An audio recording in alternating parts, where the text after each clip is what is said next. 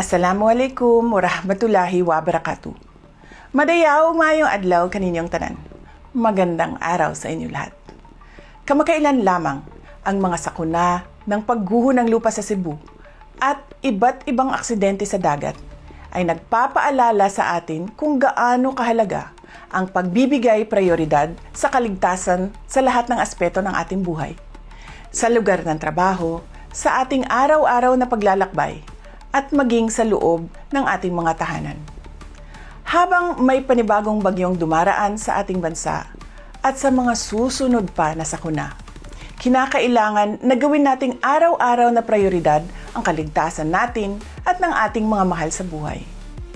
Palaging tiyakin na ang mga ginagamit na pribado at pampublikong sasakyan sa lupa, dagat o himpapawid ay maayos ang kondisyon at ligtas gamitin.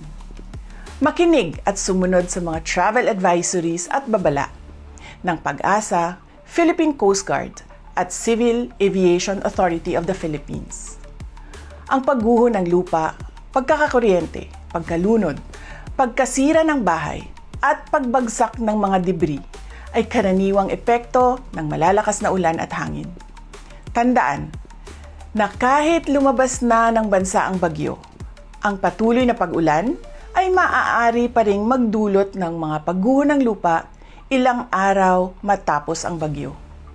Itinayo namin ang Disaster Operations Center sa tanggapan ng Pangalawang Pangulo upang makipagtulungan sa mga lokal na pamahalaan sa pagbigay ng tulong sa ating mga kababayan.